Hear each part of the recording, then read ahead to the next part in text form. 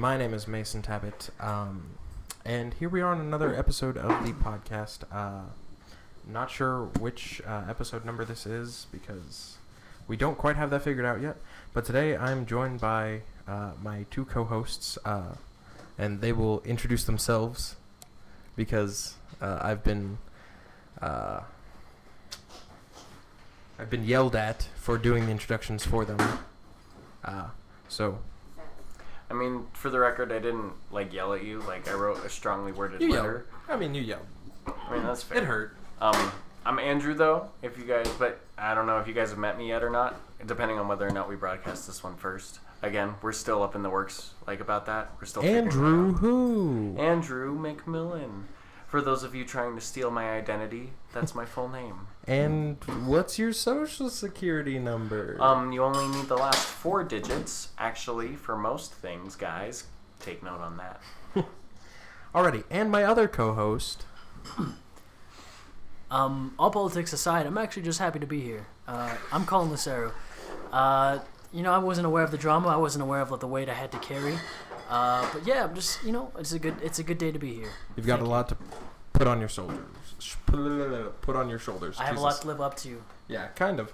Alrighty, so just before the podcast, we watched the first episode of the new HBO miniseries, The Young Pope. Sorry, that was very unprofessional of me to have my ringer on. And it was very interesting. I just premiered tonight. Today is Sunday, the 15th of January, 2017. And tonight was the first episode in the premiere of the series. And I have to say that it is very intriguing.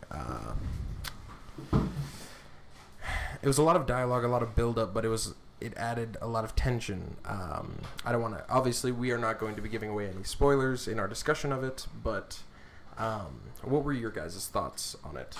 I want to say beforehand, I'm actually a spoiler-heavy guy, so I will be dropping all the spoilers. That's kind of like my specialty. And all spoilers. That was kind of the thing that was on my contract when I signed up, that I would always give 100% spoilers. Andrew, please contact the lawyers. We need to rewrite that contract. Yeah, he got a contract and I didn't. You were just hey, we're doing this now. You gave him paperwork? I was going to say, my contract was... Your contract also says you're not supposed to talk about the contract, but, whatever. My contract was made of Crayola crowns and macaroni art. So it's not pureless, it's not a perfect contract, but it's a contract nonetheless. Signed in blood, on a bloodstone. Come on. It holds up. Whether or not it's written in macaroni and Crayola crayons, it still holds up in a court of law. It holds up in a court of law. Come on. Blood, signed in blood. That's definitely binding. Come on. Alrighty, so what were your guys' thoughts on it? Hold back on the spoilers. It wasn't that crazy. It was a lot of build-up. I don't think there are too many spoilers, but still, what did you guys think of it? I want to say, in the beginning, and it's not really a spoiler-heavy thing. One of the things at the beginning was it showed a dream sequence where it showed him sort of advocating for certain things such as gay marriage, advocating for things that wouldn't really necessarily go along with the Catholic faith. And I thought that was really interesting. I thought that's how it started off, and how the trailer portrayed it. It kind of made it seem like he was going to be a sort of like a brimstone type of pope, he was going to be straight to the book, he doesn't deviate from the Bible. Yeah. But once he had that dream sequence, it kind of made it seem that he had ulterior motives to begin with, or he had different ways of thinking, that he had a conflicted way of thinking, a conflicted relationship with God, and maybe with the church in general. And I thought that was really interesting, and that's kind of the mindset I had the whole series. So when it got to the actual thing, I'm we're not going to drop any spoilers or anything like that. When it got to the actual ending, it wasn't that much of a surprise to me. More of it was just a really, really good acting. Yeah, honestly, I agree with that. I thought really what kind of set it aside for me more than really the acting or the writing, which the writing was super solid too. But I think it was more the cinematography behind it, the lighting, and these really almost bizarre camera angles they would use, and they used zoom, like excessive zooms on portraits, which, I mean, that saw a lot of heavy use in like the 70s and 80s, and then kind of got outdated almost. But then, like, I saw that they used that, and it really sets them apart, kind of. It uses cinematography to tell the story. Yeah. Because it focuses on what it wants you to focus on, and then it doesn't show what it doesn't want you to see. Which any good director would do. Oh, yeah, no. But it also... The actors, obviously, are very good at their jobs because they portray the emotions that, like, in very, like, small, subtle ways, just certain ways that characters smiled in it that I pointed out to you guys, in certain situations, like over-dramatic, a little bit too much laughing, not enough laughing, the way that certain people acted in certain situations that were awkward or working against them, like, definitely shows, like, all the care and attention that they really put into building these characters and giving them, like, a lot, like, building them as characters. It really sets up, like I said, first episode was a lot of setup, which isn't bad, because it's a, I don't know, is it a miniseries or is it, like, gonna be, like, a series? It says it was a miniseries. Yeah, it looks like they're only doing 10 episodes, because I have their Wikipedia page up right now. Holy shit. Perhaps the miniseries is sort of like how HBO's gone with, like, The Pacific or Band of Brothers. It's just going to be a one-season thing, and that's maybe why they call it a miniseries. It tells a story. It tells you everything that it wants you to know. And it's a story, but I like when they set up, like, stories in a world, and it shows, like, there was a world before you got here and you started observing, and there's going to be a world after you stop watching and after the series is done. I love when they do that. Like, Wes Anderson does that really well in his movies. He sets up characters, he builds them, like, gives them little quirks and stuff, but, like, in Moonrise Kingdom, like, he set up, like, a story. It shows, like, this all existed before you started observing, and it's all going to exist, and life is going to move on after all of the trials and events that these characters go through. I think that's very cool when they do that. I think it's kind of interesting how you correlate the Wes Anderson film, because to me that's kind of like a very, very stark difference. Whereas, like, what I enjoy personally about, like, the Pope, like the young Pope, is that it's something that it's extremely probable to happen. And what I can relate it to, and it might be just as stark as, like, comparing the young Pope to Wes Anderson films, is something that, like, if it were to happen nowadays, it could be extremely probable. As far as, like, when he first started, like I said, this is, like, I think it's one of the most powerful scenes in the show. Was him, like, in the beginning talking about, like, we forgot about divorce, we forgot about, you know, having relations that aren't, like, you know, regarding to marriage or something like that. And That how are people, against the Bible. yeah, exactly. Yeah. Pretty much going against the Bible, and, like, you know, he said we forgot about freedom, and, like, how people reacted to it. Like, I think it was very, very accurate to how people would react in the Vatican listening to the Pope, the new Pope. You know, like, this is his first speech, like, what, you know, how they would react to it, and I can relate that to, like, the movie The Arrival, and how they reacted to, like, the, like, extraterrestrial beings landing on Earth. How we as a people with our, like, kind of like our governments, like with the Chinese government, the Russian government, the American government, where we kind of, like, are distant from each other. We have our, like, political, like, we have our own political agendas where we're kind of strained, and, like, we would each take it a different way. Where it showed, like, China was, like, ready to, like on the verge of, like, warfare with the aliens, and that's why I find The Arrival very interesting. It's because it's something like a political platform where what would actually be plausible if aliens did, you know, land on Earth. It's not going to be like the Independence Day. We all hold hands, you know, like we're all... And Will Smith saves everybody? Yeah, exactly. Will Smith. We actually get Will Smith to do it.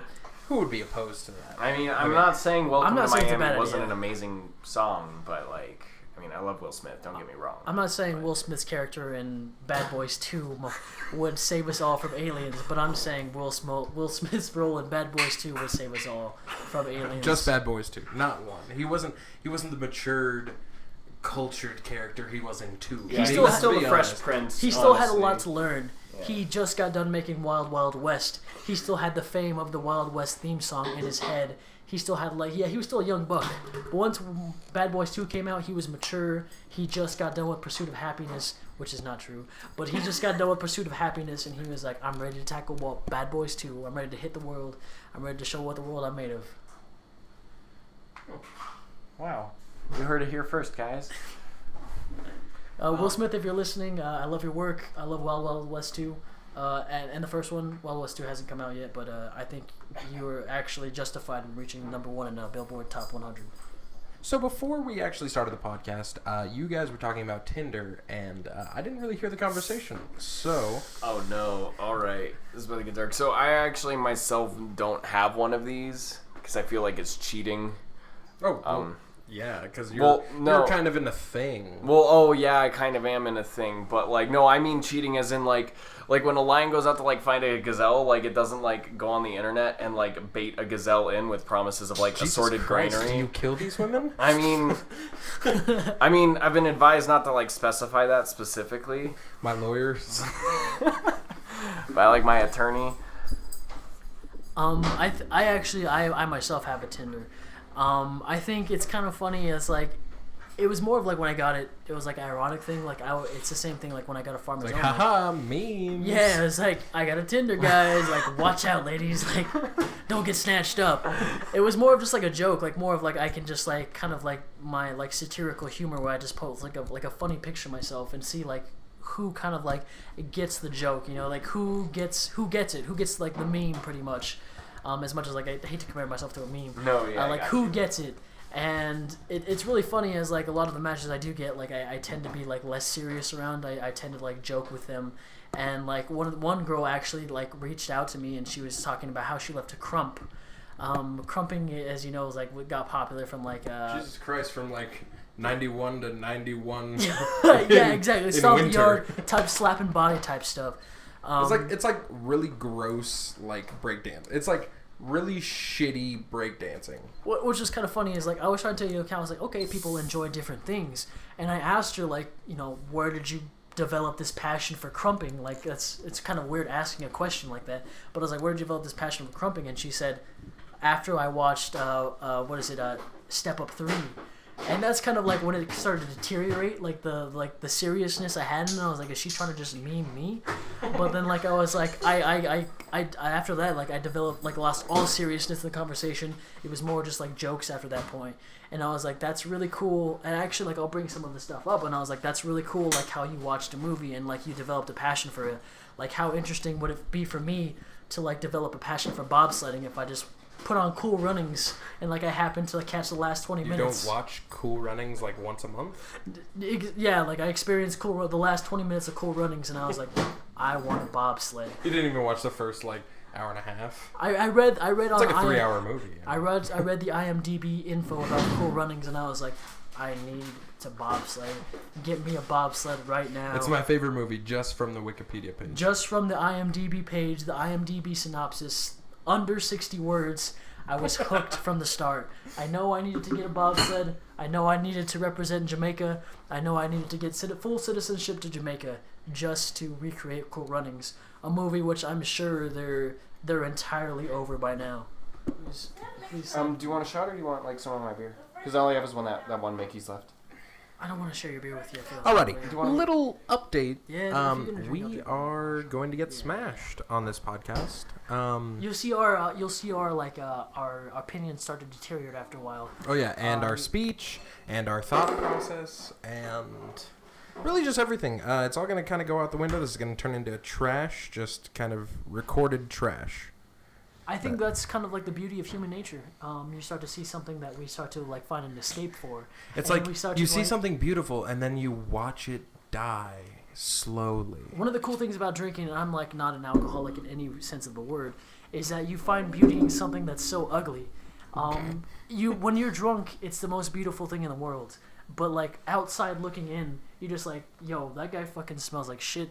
This is a bus stop. It's 12 in the morning. Yeah, like, I feel like get a job. In plenty of situations, like I've been hanging out at like a party with like some weird ass people, some unsavory characters, and I was sober at the beginning of that party, and then I started drinking a little bit. I started hanging out, talking to people, and then I just started hanging out with the shittiest people. I was like, I would never hang out with any of you, but I'm fucking out of my mind, and you are now my best friend.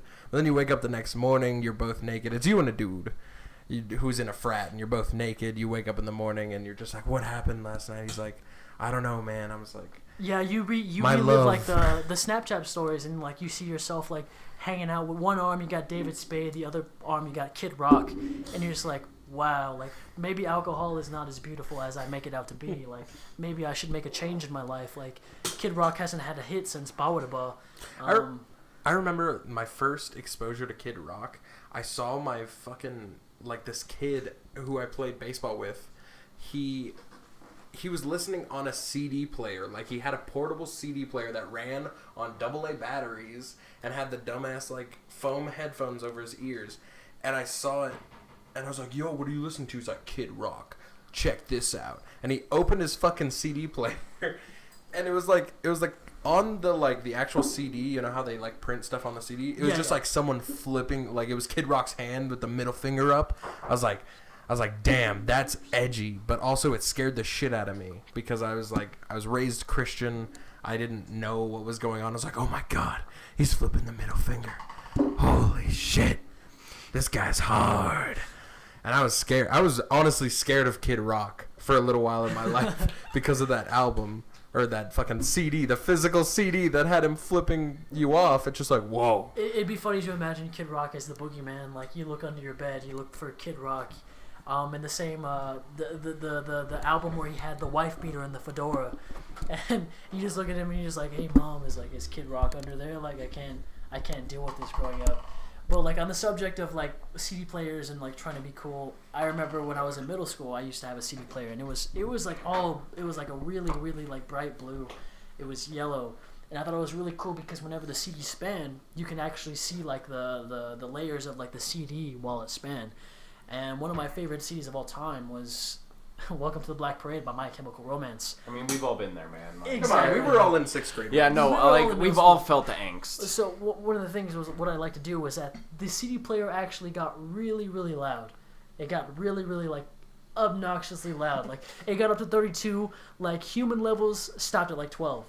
And what I used to do is I used to hang the headphones around my neck. Oh my God. And I used to blast the music, and I always used to blast one song. It was Dead. It was the guitar solo, and I would play it continuously.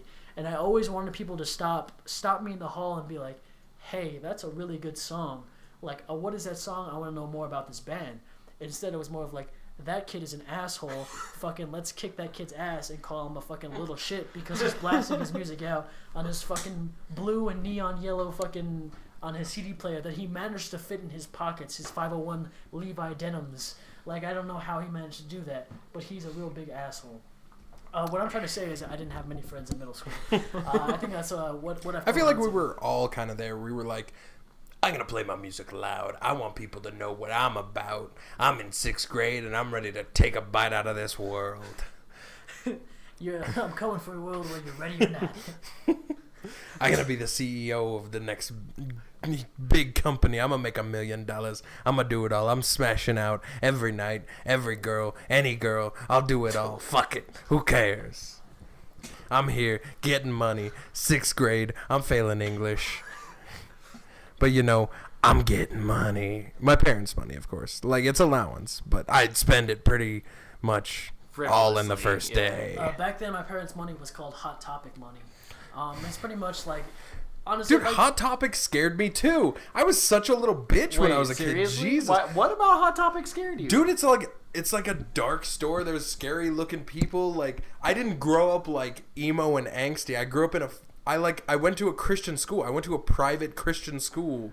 I never grew up with that type of stuff. What did you do with all of your teen angst, though? Like, or like I channeled it into... It ended up on the sheets on his bed. Like, that's where all his teen angst went. I mean... It ended up on the sheet on his bed or, like, in a tissue. I mean, yeah. So it's just... I think... What is it? One of the things that kind of freaked me my. out... Oh, my. I know. One of the things that kind of freaked me out growing up is that... Hold on, wait. We gotta wait till Danny's done. It's adorable. Once this is out of context, then we can... We'll Hold on, wait. Yeah, for all the viewers, know, like, I just pulled my dick out, and Mason was just like, oh. Yeah, he pulled his dick out, he put it on my chin. I'm cutting my all neck, of this out. Like, was a little straight. I mean, no, you can still talk about me pulling my dick out. No, because Danny came in, there was a silence. The viewers or the listeners don't understand what's going on. Okay, We're not so gonna leave them in the dark. let's hop back into. She showed us a picture of a cat. No, it was a GIF. Oh, it was a doesn't hurt to video. set the It was s- a it it was a doesn't hurt to video of set a the cat. split I For don't- the record, it's called GIF. Ooh. It was a video of That's a cat. another podcast, though. That's another time. But I We're can't- keeping it real here on the podcast. I can't explain how cute the cat is gonna be. Anyways, Okay. So one of the feeling that you have towards Hot Topic is the same feeling I've had towards like American Eagle and Hollister. Hollister being like the most important one. Whenever I walked in there, I always felt uncomfortable because it was so dimly lit, and I feel like the fragrances were so strong. It kind of like pushed. It was almost like an invisible barrier, where it's like a white picket fence that I couldn't quite hop over yet, or I couldn't quite unlock. for all the listeners out there, Colin is Native American, 100% born and raised. born and raised Native American. Only until now that I've become proud of it. For a while, I hated myself. But Wow, that's a pretty deep thing that we're not really gonna get into. We're trying to keep this a Wait, do little... you not hate yourself, Mason? Oh no, I hate myself, but that's like this is not. I these I are hate very myself deep rooted. podcast. We make jokes about hating ourselves. We don't really delve Self-appreciation. deep We're not gonna into our monologue own about, psyche about how it. we were joking, but We it's could, really we a could cry for definitely help. monetize the self-appreciation, but I feel like this is a feel-good podcast. Yeah, we're not trying to delve into Colin or yours or mine's deep dark Like our secrets psyches or anything like that. and our psyche. Yeah, we're trying to keep this pretty lighthearted. I mean, you do have a hole in your sock. They're my church socks Oh. because they're holy. holy. Holy Ooh. shit, that's good. I was gonna say like the holes that you have in your heart. Shout out to my growing mom. up She's the one who taught me that joke. It's fucking stupid.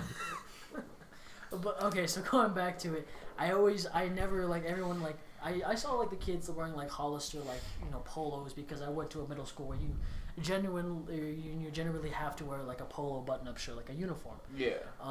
And I was always intimidated going into those stores. Like I always thought it was something weird, and I always thought like Hot Topic was like an outlet I could go into. Like honestly, if somebody handed me like a Visa card, I'd be like, turn this into a Hot Topic Visa card, and we'll talk. Like we'll collab, we'll get together, we'll do something like. And I thought that I always remember that now. Whereas like now, like I went to a Hollister for the first time maybe in my life, and it was a few weeks ago, and I was like, this is it. Like it's actually kind of bright in the store. Like this store fucking sucks. Like I actually like hate all the clothes here. I was like, all the people here like are really awful. What about like animals? Were you like scared of animals that like you? Dude, I'm still scared of bugs. My worst fear is any sort of insect crawling on me while I'm asleep. Is like my worst, like absolute worst. Does it fucking have fear. to be like any insect or Any insect? I don't care. insect? There's Like, what if it's like a ladybug or like a praying mantis or something cool like that? Nope. I hate Anything bugs. with more I than hate 4 legs. insects. Just shut it down. Anything small that I just can't really see, but I can feel. It just gives me so much anxiety. You hear it out there, all you listeners out there with an exoskeleton. You better watch Go yourself. fuck yourselves, Yeah. boy.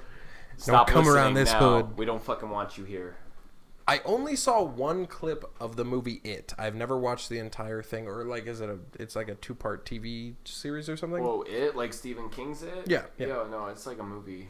Okay, I only saw one part. It was a part where the kid was like in the shower, and then it came out of like the clown person thing came out of the drain.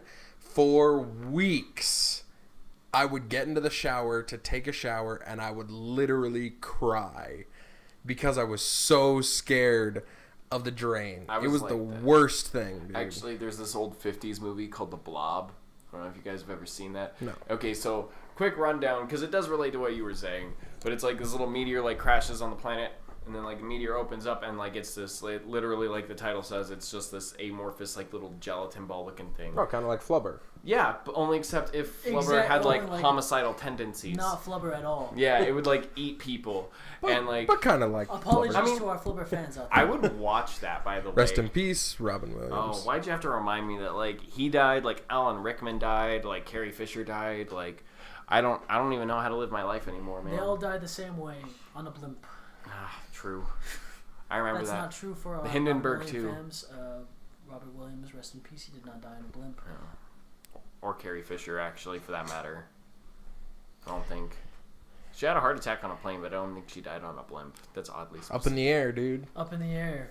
That might be the. I'm driving everywhere now. I'm never getting in the plane. I was like, I'm never stepping foot on the plane. I'm never jumping either. Like I want to remain grounded. I am fully grounded. I don't step on escalators or like elevators for that same reason. You don't want to jog or run too fast because you don't want to be airborne for like. You always want one foot on the ground. Power walking. We're all gonna be power walking. With each dying star, that becomes my new motto. Like elevation took my girl Carrie. Like that's why I try to avoid elevation at all costs. But going back to what you were saying about like the whole like being afraid of the shower, like when you're a kid, like irrational fears. I remember the remake of The Grudge, the one scene where she's taking a shower and the hand sort of like comes out of her hair. I've never seen The Grudge myself, but like I always thought like after that it would have been kind of like awkward after that. Just been like trying to wash your hair. I always get mixed up between The Grudge and The Ring. The Ring, yeah, because they both have weird like little girls with like lots of hair and ambiguous titles like and like adding like a word after it, like random adjective or noun. Yeah. Why don't we just make a horror movie called The? It starts to get more ambiguous in the future, like the circle or something like that. The masturbation. Yeah, exactly. Where we just, if you masturbate, you die. Yeah, if you think about jacking off, he'll take you away. Don't even think about jacking off. I've never thought about jacking off. Honestly, I'm saving it for marriage. Never. Like if you even think. It's a sin to get hard before you're married. If you even think about getting hard or touching yourself down there, he'll take you away to your final slumber. But no, so like when I was a kid, I remember growing up, like I was really afraid of that scene, and like I remember like whenever like I was like trying to shower, like I would always keep my eyes open, and even when I'm washing my hair with shampoo, like I would keep my eyes open, like I would remember like to scratch my head, and like fill the back of my head so like a hand didn't come out, and like I always remember that being like an irrational fear, and I told my mom that, and she sort of like looked at me and was like, "What the fuck is the matter with you?" And that's kind of like when I started to get like more mature, and I was like, what is the fuck matter with me? Like, the Ring is like, I mean, not the Ring. The Grudge is like just a movie, and I think it's like that the thing you start to mature when you grow up, where you're just like, I can't believe I had that irrational fear, like where Mason was talking about, like when he was scared of it, or like when we like had the Blob. Dude, I couldn't take a shower, man. I mean, I felt so free in the shower. I was naked, water. That's why you're scared, though. That's why you're scared, though, is because like it was a safe space, and then they invaded that. In a movie. Exactly. Like, you're naked, like, you're by yourself. You're vulnerable. Yeah, you're 6 years old. That's why it's so Your scary. little dick's just hanging out. Water splashing. But there could be a clown in the drain. You don't know. Exactly. Like, you haven't hit full puberty yet. Yeah, you're not your why full do you size. think... You never even got a boner yet, dude. You don't know what's going on, but you're going to die soon. It would be funny, like, to have, like, an irrational fear growing up, like, in the 50s, where, like, the first movie, like, Psycho, like, is the first movie to have, like, a flushing toilet. And then you're just like, oh, man, like... These toilets just flushing by themselves. Like, we can't trust these toilets anymore. They're turning on us. They're learning. Yeah, like they're becoming self-aware. But I feel like the bidet is kind of like taking a back seat. Okay. No, because I've never actually part of a toilet though. I've never but I feel like a bidet is kind of like a standalone thing. Like, never actually used a bidet. What is that like? Have you guys? It's life-changing, man. It's life-changing to say the least. I want one. Know, like it's like a different sense of luxury. Whereas, like if you're coming from a third world country, you like just turn on the tap water. Like you're just like, wow, I made it. For like us growing up like middle class, like as soon as that water like hits your asshole and goes inside of you, you just think in your head, wow. Am I gay? Yeah, like is it kind of weird that I like this so much? Yeah, no, it's like Poseidon himself is like wiping your butt. It's kind of wonderful actually. It's kind of like some people call it the bidet the Holy Spirit. The way that it just inserts you. I've never heard that. I don't think that's a okay, so like one guy at 7-Eleven called the bidet the Holy Spirit. He was pretty drunk. He was pretty. He was asking me for crack. It was me, guys. It was me calling. I was drunk at a 7-Eleven at 4 a.m. Trying to get some crack and telling people about our Lord and Savior, I picked up a the peach, bidet. I picked up a peach mild, the Swisher Sweet, and I was telling everybody, hey guys, you heard of the bidet? The bidet is amazing. Let me get you a bidet. Come with me. I know where a bidet is. Like that. And then you'd mug them, and then. That was me when I was a sophomore. That was like I've definitely grown up since then. But if you guys haven't tried a bidet, I fully recommend it. Vámonos al viaje para buscar los sonidos mágicos de Ecuador. Ecuador. Tell me that wouldn't draw you in as a person. Like, you're not sitting in there and you're just like, you're sitting there, you're eating like a fucking bowl of fucking like hamburger helper, and you're like, my life could be more exciting. And then out of nowhere you hear like, Ecuador, and like you're like, oh shit, like a fucking country I've like, I've never really correlated myself with. Like, what is that? It draws you in. Can you give people context as to what you're talking about right now? Okay, so there's this artist. I'm pretty sure it's the early '90s. It's an artist called Sasha, and it has an exclamation point. It's very important. Make sure you add the exclamation point, Sasha.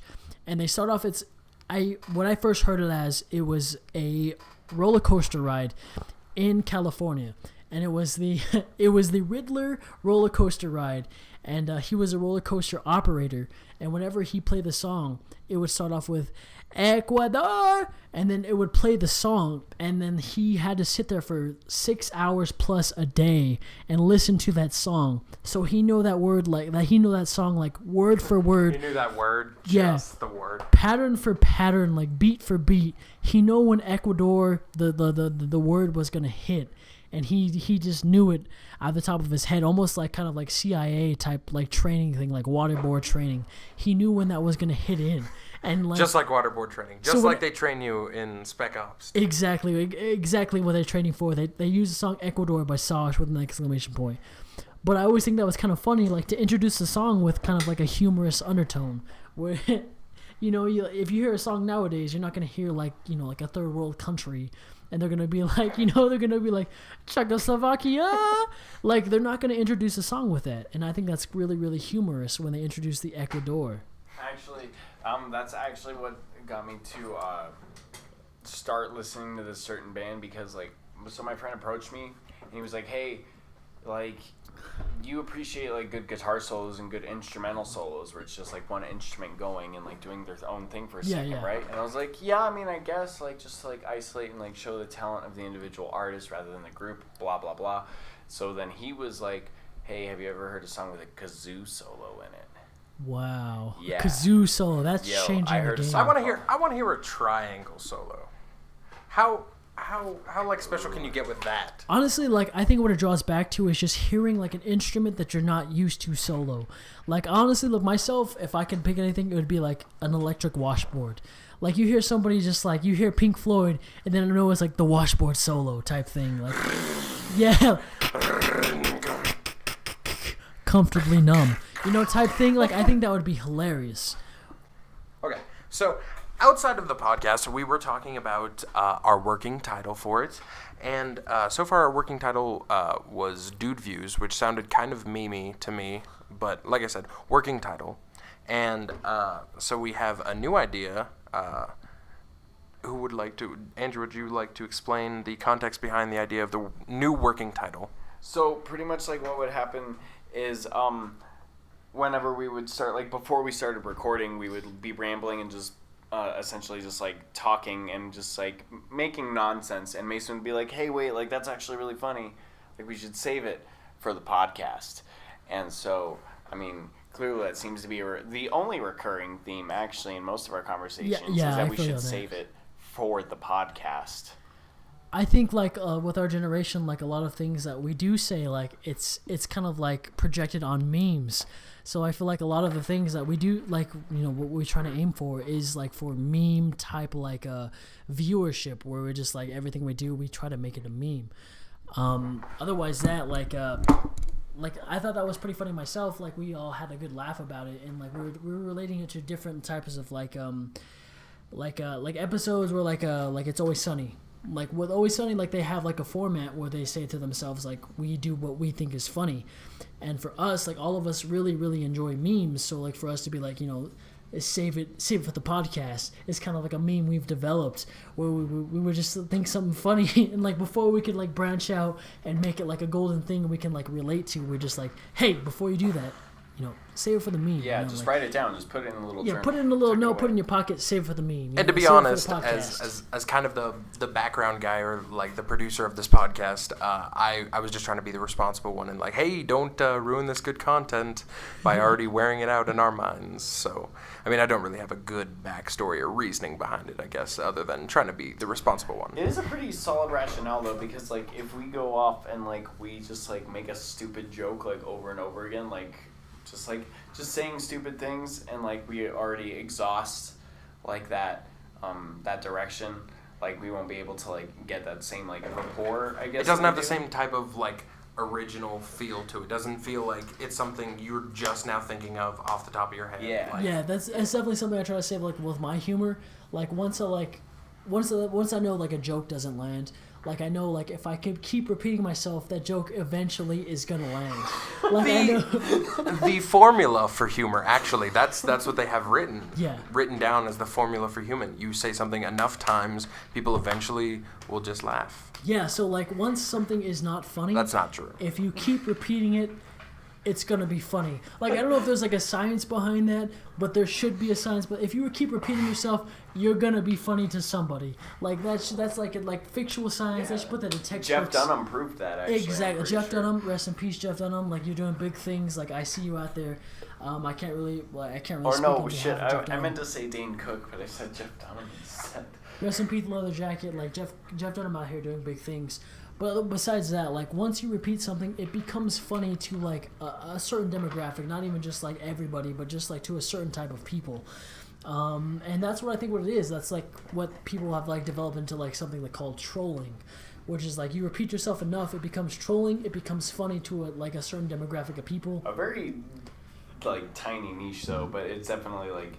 But so this is the thing. Once it hits that tiny demographic of people, it spreads out because they start to spread it. And then like becomes funny in general. Just like like a dead meme I can say like it's not fully dead, but it should be dead is the Harambe meme. Whereas like a few select people thought that was funny, that they started to branch out and it became funnier than it actually was. And now there's t-shirts and shit. Yeah, now man. there's all sorts of there's stuff. Harambe memes. I like there's the Harambe meme. I don't know what No, we all love the Harambe memes. We but that's what all he's love the proving, Harambe though. meme, but if you like go back to like if you go deeper, you hit like 4chan, you hit Reddit, like that shit was deeper. Like what I can relate to is the Pepes. When I used to frequent 4chan when I was in high school, the Pepes were a totally different thing. The Pepes were more like of a reaction type thing, whereas now Pepes have kind of blown up. Pepes can be like different type of like memes. You can use it for like almost like a universal type thing. The Pepes are gonna always be funny. Pepes are always gonna be like in style. Pepes are always gonna be like something you can relate to.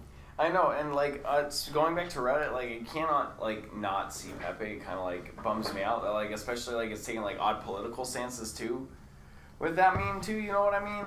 Like or the Donald. Actually, I like yelled at them last time we recorded. Actually, because like, hey man, like stop throwing it in my face. Yeah. Like, sorry. I So, just like digress. Going kind of a little bit farther back, looking at humor in general, I guess outside of memes, just comedy in general, I feel like it all comes from a very self-deprecating point of view, which to me is fucking hilarious because a really nice thing to laugh about is laughing at ourselves and kind of just like trying to play it off like, oh, I know I did this really stupid, shitty thing, but it was for humor. So I feel like that's it's so cool to me that it's like really funny to me that it all comes from like a very depressed, like dark place in us that we can laugh about it. Yeah, so that's where I think like the and this is just me myself, like personally, you guys can have your own opinions, the world can have their own opinions, is that one of like the highest forms of comedy that we place like above everything else is self-depreciation. And I love that about self-depreciation is because we can joke about ourselves. It's almost like we're trying to better ourselves, but through humor. We're trying to like learn different things about ourselves, but we're also trying to like joke about ourselves. And that's like whenever I joke about myself, like I'm just like, oh, like I didn't learn, like, you know, I never knew my dad. Like that's funny, but at the same time, like I factually never knew my dad. So God damn it. so like it's like I'm trying to become my best self through making fun of myself. Like I'm making connections together where I'm just like, okay, like I know what I can joke about. I know what I've gone through. Like I don't need people to pity me or anything like that. It's just like I know what I can joke about. You know, I can make fun of myself, and like I feel comfortable enough to be like, you know, continue forward with it. Well, I think like the ultimate goal is like self-depreciation is like one of those jokes we can continually joke upon, where it's just like whenever like, I'll be honest, like I don't have a big dick. Like I can joke about like not having a big dick, and girls like that. You know, like girls like are just like, okay, like, you know, like I can't really make fun of you. Like nobody can really like touch you whenever like, you joke about yourselves. That is the greatest thing to me is when you make fun of yourself so much that anyone trying to touch you, you're just like, bitch, I already said it. Yeah. It's like you can't tell me I got a tiny dick. I will say that about myself. You can't call me gay. I'll suck you off right here, dude. Yeah, exactly. That's what's cool about it is that like whenever like you make fun of yourself, it almost makes you like untouchable. Like Lillian was just like. She kind of like whenever she talks to me, she's just like I always joke about like me having a small dick because I know I have a small dick, and there's nothing wrong with that. But what is I can't tell if you're joking now. No, I'm not joking. I kind of want to. I don't want to know about that. You. I kind of want to know about this. Let's not lie about ourselves. I kind of want to know. Once you get to the besides like physical appearance have nothing. It doesn't matter. But once you get to the core of it. Like, once people start attacking you... Oh, you're saying like, physical appearance, like your dick is small compared to, like, a bus? Yeah, they start to run out of things they can actually make fun of you for, you know? It's kind of like a vortex. Like, they're grabbing anything they can to make fun of you. And once, like, they grab, like, the small thing, which is, like, the last thing is, like, they start to make fun of, like, something that makes you as a man. Like, you're just like, hey, you have a small dick. And then you're just, hey, fuck you guys. Like, I fuck a lot of bitches. I make a lot of bitches orgasm. But once you're just like, yeah, like, you're just like... Why would you word it like that? Yeah, no. Okay, so, like, this is the thing. It's just, like, it's kind of like a pride thing. Where you're just like, okay, like, you're just like... You just gotta own it. Yeah, you're just like, I do have a small dick. What are you gonna say about it? Then after that, they fucking get sucked under and they can't make fun of you anymore, you know? Now, one type of joke that I love to make so much is like, and I pre-plan out these jokes. I kind of have thought about a lot of these jokes like beforehand, out of context, so that way it makes it seem like I'm quick-witted when I say it to people. But it's like when someone's just like, "Oh my God, Mason, I hate you so much. Like, I just want to kill you." I'll just come back with the like, "Jokes on you, man. I want to die every day of my life." And they're just like, whoa, and you can't do anything to that. You can't say anything to that because it's like whoa, like, are you okay? But also it's just like you're joking, right? Like they're kind of worried about you at the same time. It kind of diffuses the situation. It's a very nice, like, just a very nice self-deprecating, like, suicidal meme. Yeah.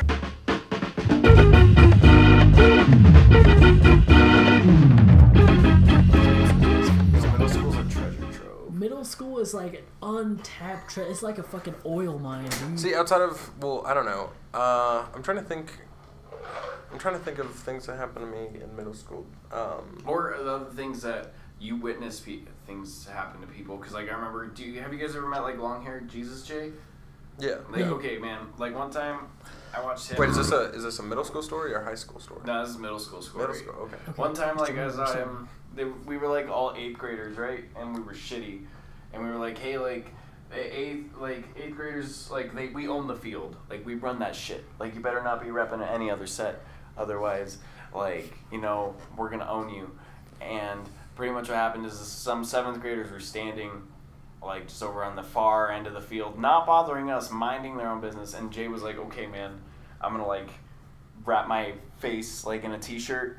And, like, he ran up, and then he grabbed, like, one of the kids just by the backpack, like, and that was just his whole thing. Like, he was just going to grab the backpack and, like, pull it and just fuck with him and then run back. But what happened was this poor kid, he got pulled back, and his backpack was so heavy and so monumental that it looked like he was going to recover for a split second, like, pull himself up, but then he just kept going.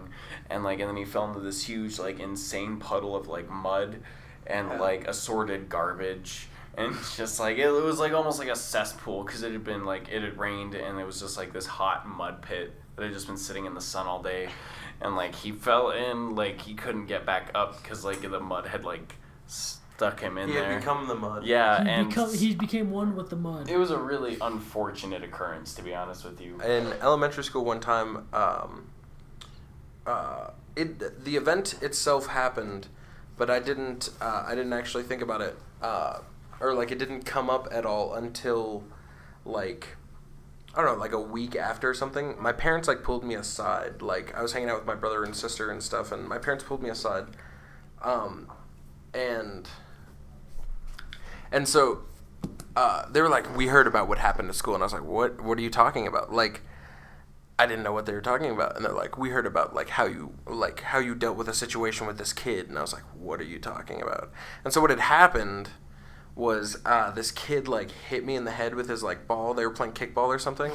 He hit me in the head with it, and like the ball dropped like next to me. And they're like, "Oh, can you throw the ball back?" I was like, "Dude, you just hit me in the head," and so I kind of just like calmed down. I just stood there for a second. Then I was like, "Okay, whatever."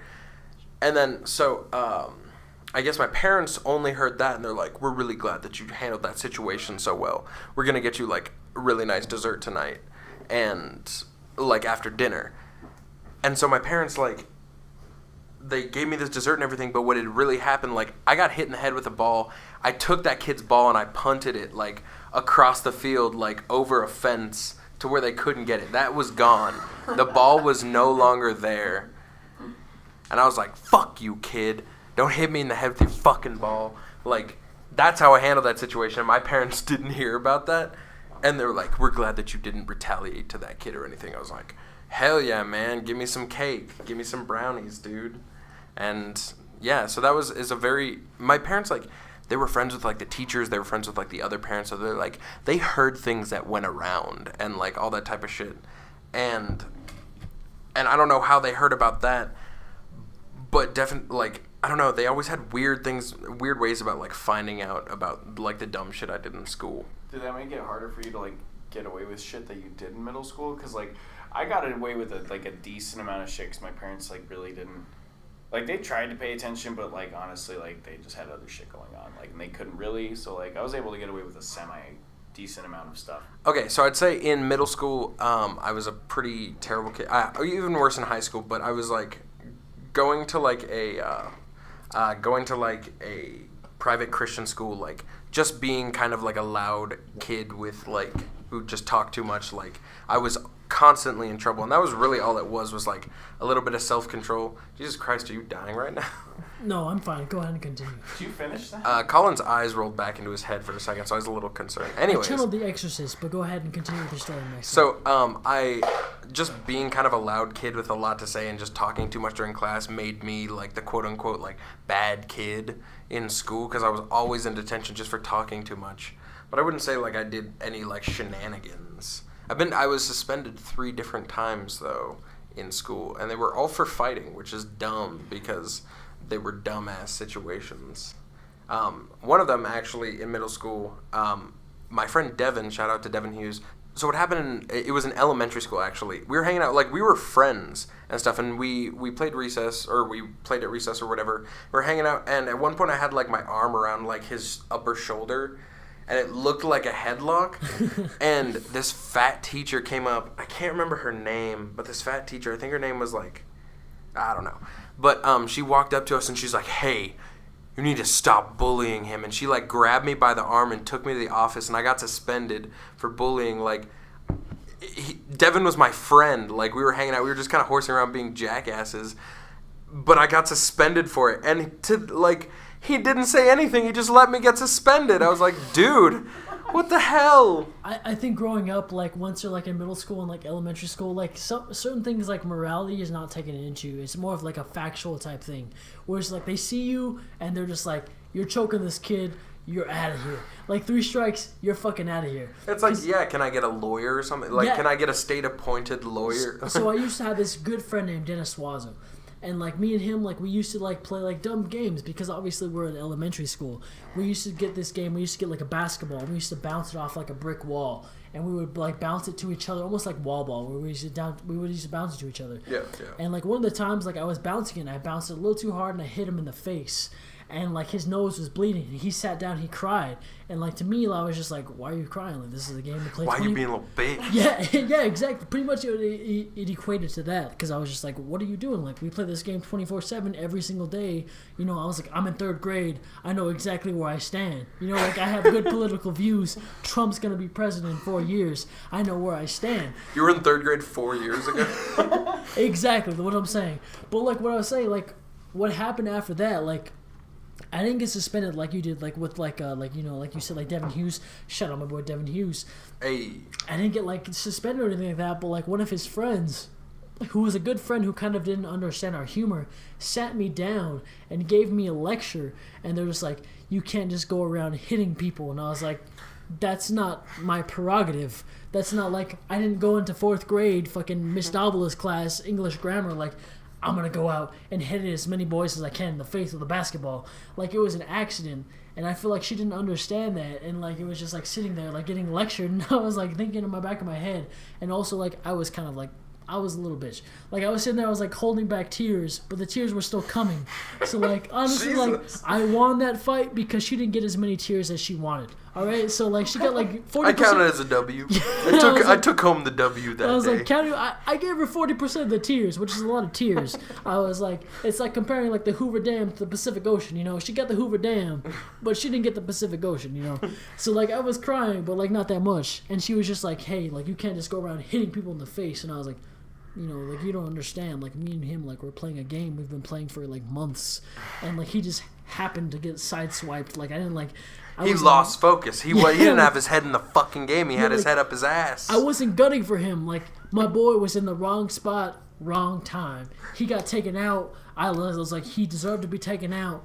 Like I didn't. He let it slip, man. Yeah, like he wasn't on his A game. He got taken out. You know, like my boy got snatched up. He caught the fade, you know? Like, I couldn't tell her that, you know? Like, I was just sitting there kind of like a little cuck. I was like, I was in 4th grade. I was sitting there and just, like, taking it. Like, she was just like, I was sitting there, like, next to the sand pit. And I was just like, she was just like, hey, don't be stupid. Don't, like, be hurting people. Don't be bullying people. And I've never been a bully in my life. Like, obviously, like, I'll make jokes about it, but I've never been, like, a bully. I've never, like, targeted somebody because of like something that like they like, you know, they were born some with like insecurity, like, oh, you're fat, like that. Yeah, like, I've never been that type, because I mean, like, I was a fat kid growing up, but like it just happened. Shout out fat kids. Shout out my boy fat kids. But like I grew up like, and honestly, like if you were to sit there and you were to analyze the situation, you'd be like, why is this girl attacking you? Like, you happened to hit the handicap sign on the outside gym, and it angled it in such a way that it hit this kid in the face. Like, you weren't, like, gunning for this kid. You were just like, yo, like, I fucking hate this kid. Like, I'm gunning for him. Like, I'm gonna break his glasses. Like, honestly, it was like an object of fate who, like, I feel like created me as a person today. Like it hit the handicap sign in such a way. It hit him in the face. It broke his glasses. It gave him a bloody nose. But in the end, like, I had to sit there and take the verbal berating that was presented before me. Like, I had to sit there and be like, she was like, hey, like, you're stupid. Hey, you aren't worth anything. Hey, don't hit my friend. And I had to sit there and be like, you know, like, well, you know, life fucked me in the ass type thing, you know? Like, I had to sit there and be like, okay. Like, I was like, if you could see me in 4th grade, you could see how pathetic I was. Where I was just shaking my head, crying, fucking like holding back the fucking river of tears. I was holding back, like I was like holding back my subconscious. I was just like nodding my head, like, you right. Like I couldn't just be there to be like, yo, like life has like a different, you know, like life has different things that, you know, that project forward to us. I was just sitting there like, yeah, I know. I'm sorry. I'm not a bully. Like, I promise. I would never miss. I would never throw a ball in a way that would break my friend's glasses. Like I know how much those glasses are. In 4th grade, I was actually I would talk so much. The way our classroom was set up, there was like one room that was like the main classroom, and then there was like a second like area where all the cubbies were like in a separate kind of room, because it was in like one of those portable buildings, and all the rooms were like interconnected with each other with doors like in the side walls that don't lead outside but lead to the next classroom. But this one wasn't a classroom. It was just kind of an area where our cubbies were, and there was no like door on it or anything. And I would talk so much during class, like my teacher eventually would make me sit in the other room. Shout out to Mrs. Hughes, Devin Hughes' mom, actually. Shout out to Hughes. she would make me sit in the other room because I would just talk all the time. And so, like, sometimes I would just, like, be a little shit and just, like, pick up my desk and just kind of, like inch it towards the door to, like, the rest of the class. Like, sort of like I want to be involved, too. I want to make commentary on how... I want to stand out among my classmates type thing. Please pay attention to me. Like, it was, like... I don't know, like, but I considered that to be like the worst of the worst. Like, I was the bad kid at Hope. I just talked. Hope Christian School. Hope Christian School. I was the bad kid just because I talked too much and couldn't sit still. At Hope Christian School, you were known as the devil's advocate. You're just like, I had to make noise. I had to make that squeak. I had to get the last. I love Satan. Yeah, like I may as well have just said that. It would have had the same effect. You might as well have just like sat down and like taken a shit on the Bible, dude. Like you might as well have just sat down and like start tearing out Genesis and be like, God ain't real, you know, type thing. Wiping my ass. You're in third grade. You know a lot about the world. You might as well have just like, you know, set the Bible on fire, you type thing. So anyways, in third grade, I remember me and Andrew would have been in third grade. You would have been in second grade. Yeah. Second grade, Colin. But there were... second grade. Peer pressure. I didn't mean to throw that ball. But no, remember... remember Mighty Beanz? Do you remember those? They were like little... They were like little. But yeah, they were little plastic things. Little plastic things with like little faces. Yeah. Little they faces. Were sort of you would call them like the toy of the time. Yeah, of the time. Yeah. Just like a passing fad, like Tamagotchis, like yo-yos. Whoa! Are you just calling Tamagotchis a passing fad? I'm gonna say right here. I'm gonna have a strong opinion. Tamagotchis are a passing of the time. They're sort of the thing you revive. You know, like it's so like like one of those like 70s types band like Fish. Where like they kind of like it comes in waves where you sit there and you'll be like, okay, like Fish is good, and then 10 years, like for like 10 years they're awful, and then after a while you're just like, Fish is pretty good, you know, like I can vibe with Fish. And then it gets better once it gets old. Like that's why, like I don't know, man. Like Converse like made a comeback, man, because they're old, but then you're like after a while you're like old becomes cool. Just so when I was it's old, but it's gold. When I was old, it was Yu-Gi-Oh and Beyblade, dude. They were like a bitter clash, dude. It was like rivalry. It was blood Crips, you know, like it was like blood, dude. Like we spilled blood on the soundbox. So dude. me and my brother, we saved up our allowances when Beyblade was like a big thing. There was like some kids at school who had like the plastic like stadium to fight in and stuff, and me and my brother like we want to be cool. We want to get Beyblades too. We want to rip it with the best, man. Yeah, dog. You want to fucking 360 with the best. And so we saved up like to get the good Beyblades, like the ones that like weren't just plastic, they were metal. Like they had some weight to them. Like the 100% aluminum kind, dog. Like no, there was plastic worked into it, but they were like the actual blades were like metal. They weren't sharp. They were like just kind of like curved around. Like, no. I feel you on that. Yeah. But they had some weight to them. Yeah. We destroyed three things. We destroyed the kids' Beyblades with our metal Beyblades because theirs were plastic. They got the cheap shit. We got the like the high quality stuff. 2, we destroyed their hopes and dreams of ever being a pro Beyblader. We wrecked those kids. And 3, we destroyed my mom's bathtub playing Beyblades in the bathtub, dude. Like, after a certain point, my mom was like, nah, you're done with this shit. Like, your mom was sitting there in the bathroom, you guys are both just sitting there fucking, just like, ripping Blades, like, just repeating the quotes, like, rip it. Beyblade, it's Beyblade. One of the things that growing up, like, we had the same thing, but we didn't have access to the actual metal or plastic ones. What we would do is we would create them out of Legos. And what we would do is we'd have, like, the square Lego on the top and we would spin it. And I remember growing up, like, I had, like, the best one. Like, I feel like I had the best one. It was just a regular type of, like, Lego, 4 Lego pieces. And, like, I would beat all the other kids on the block. But, like, there was this one kid who decided to spend, like, I would say 15 minutes of his time, like, where my attention span was, like, 30 seconds. This kid had, like, 15 minutes all to himself. He had 15 minutes to, like, come up with a plan. 15 minutes to, like, have, like, enough Lego blocks to make a fucking, like, giant Beyblade type thing. And he beat everybody in the block.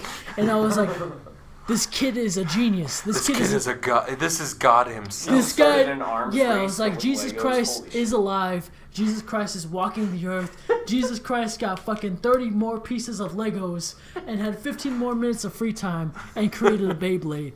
And that's who this kid was. And like, I remember going there with a big head with my 6 pieces Legos Beyblade. And this kid had like at least 50 pieces. And like, he dominated me. And I was thinking to myself, like, this is a new era.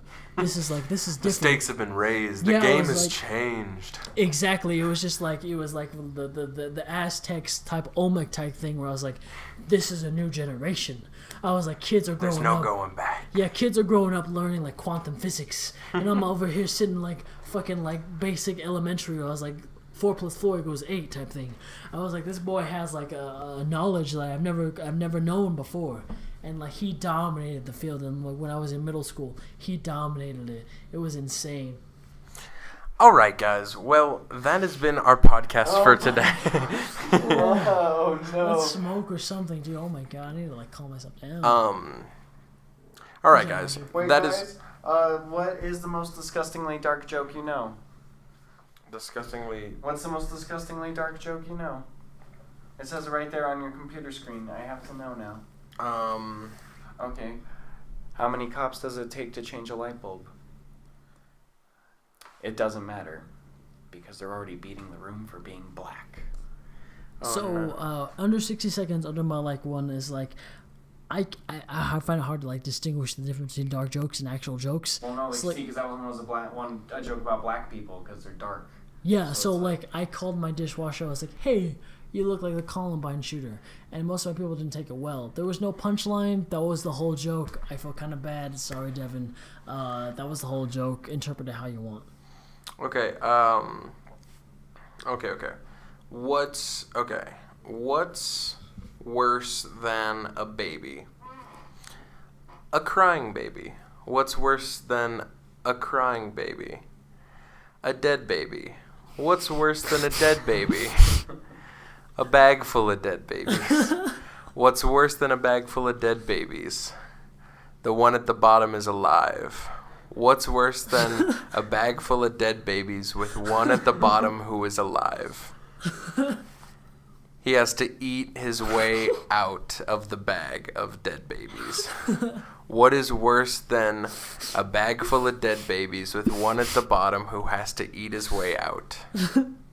He does. What is worse than a bag full of dead babies where one at the bottom has eaten his way through the dead babies to make it out of the bag? He comes back for seconds. Okay, good. So there's a child, right? He's part of a very rich family, and he's dying. He has a terminal disease. There's no way they can fix it. It's like Elysium hasn't happened yet. If you guys have seen that movie, like they can't just cure people anymore. Like they can't just build a guy a new face and be like, oh, all is dandy. So they're the father approaches like this dying child and he goes, like you're not gonna have that many birthdays left. Like, is there anything I can get you for your birthday? And the child replies with, I would like a single pink ping pong ball. And the father kind of stutters at first and goes, Are you sure? I can get you anything. Like, I'm super rich. I'm like Rockefeller rich. Like, I can get you what you want. And the kid's like, no, that's what I want. And then the following day, the father returns and just notices that the ping pong ball, it's not anywhere. It's like nothing. It's almost like it was never there. But he doesn't really think anything of it. He's just like, oh, my kid's dying and on a lot of medication. I won't question it. And then, so the next year rolls around and the kid's getting a little bit sicker. And the father goes up and he says, it's your birthday again. Like, what do you want, kid? And he says, I want a case of pink ping pong balls. And the father's like, okay, like, that's weird because I distinctly remember the one ping pong ball from last year. And he goes out and he buys it for his kid. And once again, then the following day, the case of ping pong balls is gone. It's completely disappeared. And so the father is still perplexed, but again, does not question it. And another year comes around. By this time, like, the kid's hair is falling out, like his toenails are falling out. I am so engrossed in this story right now. I feel like you get like a fucking lottery scholarship to UNM or something. Like I'm just so absorbed by this conversation. And so his hair is falling out and his toenails are falling out and shit. Like he's on like dialysis, which is totally unrelated. Like it wasn't a problem with his kidneys. He, is just getting really bad, and his father walks up and he says, "Okay, man, like you really only have a few birthdays left. Like you need to not waste these. What can I get you?" And the kid still looks at him and he goes, "I don't want a case. I want 2 cases of ping pong balls." And the father's like, "Hey, what are you doing?" And the kid says, and his child replies with, just please, Dad, just get it for me. And so much to his chagrin, he goes and he buys 2 cases of ping pong balls, gives them to his kid, and yet again, the next day they're gone. And nothing, like they never existed. One last year, man. And on this last year, this kid is on his deathbed. And his dad goes, and it's his birthday, and he goes, "What do you want?" And the kid goes, "I want a factory that produces ping pong balls." Okay. All right. God And damn. the dad's like, "All right, now we're getting somewhere." So he You goes out and he put off buys the a joke. factory. He hires hundreds of employees. He gets radio commercials. He gets those little airplanes that write sky messages and shit. He gets like billboards. Okay? He gets it all. God damn it.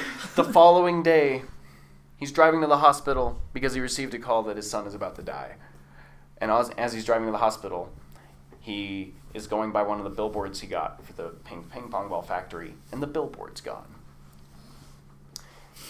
He looks up in the sky, and there is no skywriting for the opening of this great ping pong ball factory. What the fuck is going I on? was like, oh, send me down.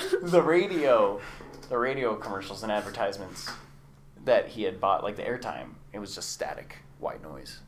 So he decided to drive by the factory. In the factory, it was gone. And all of the illegal immigrants that he hired to work in this factory Go! had also disappeared.